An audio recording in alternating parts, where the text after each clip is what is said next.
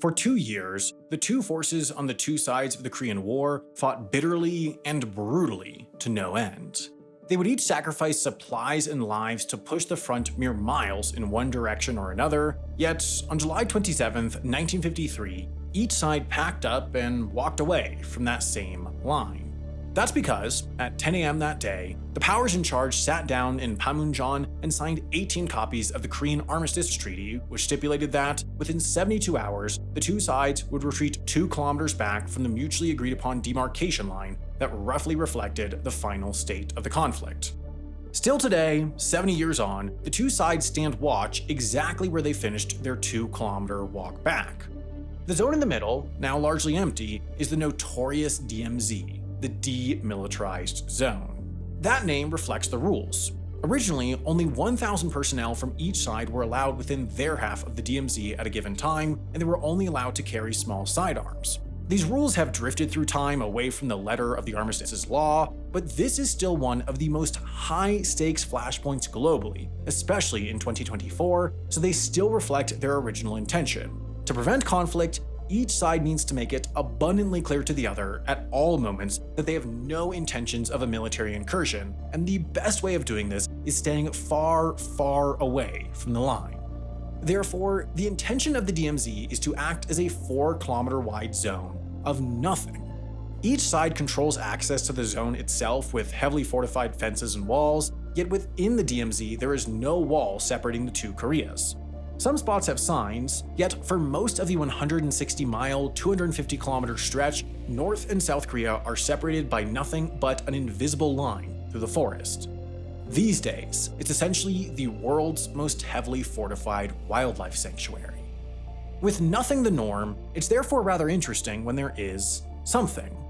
Starting from the west, the first sign of humanity is this, a road. This is rare. Even rarer is the electricity lines next to it, the water pipes beneath, and the railroad a few feet further on. This is by far the most modern linkage between the two Koreas, and it's one of just 2 to have border crossing checkpoints on each side, facilitating, at least theoretically, the movement of civilians from one side to the other. But these haven't been used in years. This is all a vestige of a more hopeful time. For a period, this road facilitated the movement of people and products between South Korea and the Kaesong Industrial Complex, a rare collaborative experiment. South Korean companies would set up factories in the area staffed by North Koreans. North Korea would get jobs and access to foreign currency, South Korea would get labor for prices typically seen on the other side of the continent, yet just an hour's drive from Seoul. At its peak, over 50,000 North Koreans worked in the area, overseen by almost 1,000 South Koreans who were some of the only ever to be permitted into the north, especially for anything but tourism. And to move products south, freight trains crossed the border every day for a period. But in 2016, amid rising tensions, relations broke down and the experiment was shuttered, seemingly for good. But the modern border crossing infrastructure still exists in a way unseen along the rest of the DMZ. Theoretically, this rail line could be used to start passenger service between Pyongyang and Seoul at a moment's notice. South Korea even has a passenger train station ready to go, including signs indicating the direction of Pyongyang and immigration facilities able to process cross-border passengers. But so far, no true passenger train has ever left Dorasan Station to the north, and it's looking less and less likely that that will ever happen. The next landmark is by far the most notable one, the Joint Security Area. Few sites so small have such deep and winding history. It served as the location of tens of thousands of prisoner exchanges, of numerous deadly skirmishes between the two sides, of President Trump's famous few steps across the military demarcation line into North Korean territory, and most recently, it's where Private Travis King fled across that same line into North Korean custody to escape disciplinary actions by the US military. The reason why the JSA forms so much history is that it's the sole site where the DMZ effectively shrinks and the two Koreas stand face to face across the demarcation line. And until the 70s, they were even closer. The original concept of the JSA was as a joint neutral territory within which personnel from each territory could move freely to facilitate meetings and communication. But perhaps unsurprisingly, in retrospect, the two sides struggled to coexist. This came to a head in 1976 when a group of American and South Korean soldiers ventured out into the zone to prune a tree blocking their view from an observation post. A group of North Korean soldiers eventually came and ordered them to stop, saying they were not permitted to cut down that tree, but eventually, and rather inexplicably, after the Southern Work Party refused, the North Korean soldiers picked up the axes being used for pruning and bludgeoned 2 of the American soldiers to death. In the wake of that incident, it was decided that they would start enforcing the military demarcation line even within the now misleadingly named Joint Security Area. North Korea quickly built a new bridge to the north of the existing shared one so they'd be able to drive into their portion of the JSA without passing through South Korean territory. Today, the only areas regularly shared by the two sides are the conference rooms on the line, within which individuals are allowed to move freely across the sides. Eastward of the Joint Security Area, the DMZ starts to take its more typical form. The few features within it are defense infrastructure like this military base and these roads, which never cross the line. Occasionally, there are the remains of a tunnel dug by North Korea and discovered by South Korea, some of which have been converted into museums for South Korean tourists, others of which just destroyed. This pattern continues with remarkable regularity across the entire width of the country. Truly nothing across a 4-kilometer strip of land. The first of really anything since the JSA is this road, just feet from the eastern coast of Korea. Like its western counterpart, this too is a vestige of a more hopeful time. For a decade or so in the early 2000s, the Mount Kumgang region directly to the north operated as a rare, tiny test in reunification. First on cruises, then on buses, and then on trains, South Koreans were permitted to travel to a portion of this area, some just for fun, others to join a reunification event where older South Koreans could meet North Korean family members cut off by the division of Korea. More than 1 million South Koreans passed through the region before 2008 when North Korean soldiers shot and killed a South Korean tourist who walked too far along the beach and strayed into a military-controlled area. South Korea quickly closed off tourism to the area, and the region went from a bustling, comparatively cosmopolitan resort town to but a remote, rural corner of the underdeveloped country. Today, the previously unifying road and its adjacent railway are barricaded shut, then cut off again 2 kilometers back at the start of the DMZ. The aforementioned represents all significant pieces of infrastructure that actually cross the demarcation line. There's always the potential of secrets, as demonstrated by the now discovered tunnels, but as far as we know, that's it. Yet, all the way back on the western side of the DMZ, within view of the JSA, are 2 other notable exceptions to the DMZ's nothingness: the sister villages of Kijeongdong and Daesungdong. Kijeongdong was the only North Korean village allowed to remain in the DMZ when it was initially set up. These days, however, South Korea suggests that it's largely a propaganda tool and is uninhabited by any real population. Supposedly, when viewed closely through a telescope, there are no interiors to the buildings, the lights turn on and off at regular intervals, and the only people seen are caretakers tasked with keeping the streets clean. The most iconic feature, of course, is the 525-foot, 160-meter flagpole, which, for a period, was the tallest in the world, built in response to South Korea's 325-foot, or 100-meter flagpole in its village of Daesungdong. Daesungdong is South Korea's sole village in the DMZ, and it still functions far more like a real one, albeit with some major security restrictions. A mere 1,000 feet or 300 meters sit between the demarcation line and the village's closest buildings. Farmers regularly work the fields going all the way up to the line, and like anywhere, there's nothing physically stopping anyone from walking from South to North Korea or vice versa. Therefore, the villagers, all inhabitants prior to the war or their descendants, must have military escorts when walking into the fields in case of a North Korean incursion. In addition, there's a curfew, most recently set at 7 p.m., after which villagers are not allowed to leave their houses. Even to get into the village, they must go through extensive security checks, and their visitors must apply for permission 2 weeks in advance. It's an isolated, restrictive life, but South Korea views life in Daesungdong as a form of national service. The residents are sacrificing their freedoms to keep the dream of reunification alive. Therefore, in exchange, village residents are exempted from the nation's mandatory military service and get some significant tax cuts. But not all of the northernmost South Korean residents are so lucky. Where the military demarcation line ends on the beach, it theoretically turns into the northern limit line, the maritime border between the two countries. And within just 2 miles or 3 kilometers of this invisible yet all-important line is the island of Yeongpyeong. It's tiny, it's rugged, and it, along with these 4, helps comprise the 5 West Sea Islands. Ever so near to the northern limit line, Yeongbyon-do serves as a home to a community of nearly 2,000 South Korean residents, a center of operations to a small but busy fishing economy, and for the broader world, an example of just how tenuous life is along the thin line between North and South Korea. Now, for a while after Korean military leadership agreed to the armistice and the accompanying northern limit line, the 5 West Sea islands were of little consequence. Thus, for the better part of 2 decades, they sat beyond the scope of military interest or intervention from either North or South. Today, a quick tour of Yeongbyon, walking by memorials and bombed-out buildings, would immediately illustrate that these times didn't last. While not particularly valuable from an economic standpoint, these 5 islands, for 50 years, have become a focal point for the 2 Koreas grappling over territorial sovereignty. This started in the 70s with the normalization of 12 nautical mile territorial waters for all countries around the globe, an extension from the previous norm of 3. Suddenly, it seemed, at least from a North Korean perspective, that they had the rights to the waters within which Yeongbyon and the rest of the islands sat. And further bolstering their claim, while the 5 islands were designated as South Korean within the armistice, origins of the agreement to the exact dimensions of the northern limit line have been lost to time, while later American intelligence reports have concluded that the line has little legal basis in maritime law. The upshot is this: North Korea's alternate maritime boundary, the inter-Korean MDL, along with a massive uptick in violence along the west coast. Grappling over control of the waters, North Korean ships have sunk South Korean fishing vessels, South Korean patrol boats have chased and exchanged fire with North Korean ships, and maritime skirmishes have escalated to full-on battles in 1999, 2002, 2009, and 2010. While most of these outbreaks have stayed at sea, North Korea has gone so far as to also shell military and civilian installments along the western islands themselves.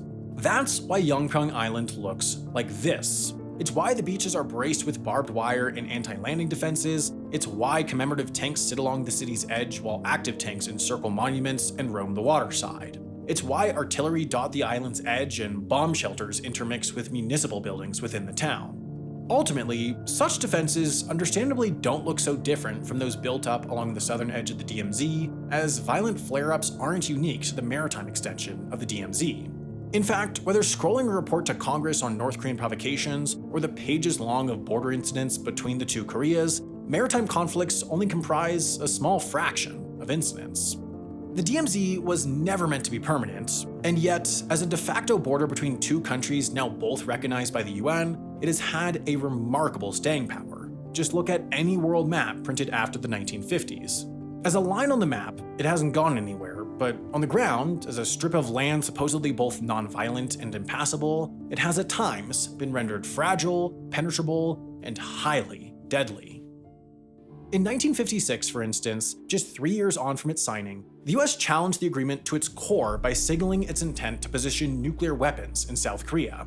The year following, they did just that, directly overstepping what had been agreed to in paragraph 13D.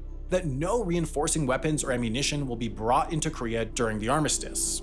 Ultimately, the armistice remained, but the move tore down a core tenet and threatened the entire agreement.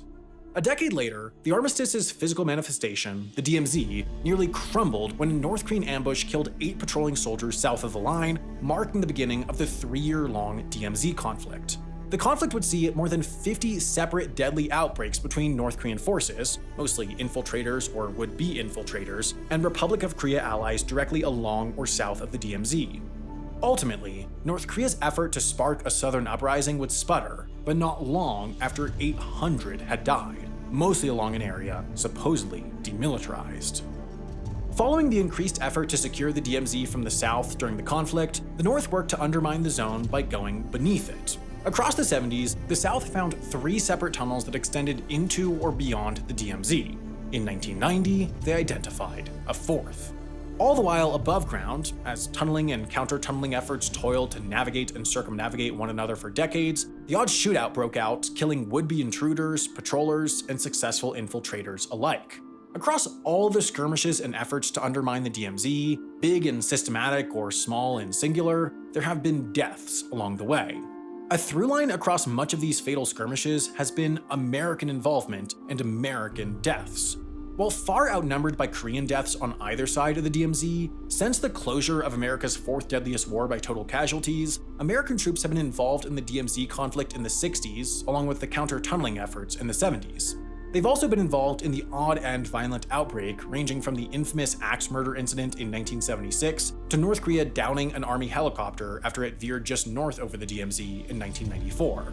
This is because the armistice which has created the DMZ is not an agreement between the governments of South and North Korea, but an agreement between the two fighting parties. The agreement wasn't signed by South Korean officials, but American generals representing the United Nations Command, North Korean officials, and a representative of the Chinese People's Volunteer Army.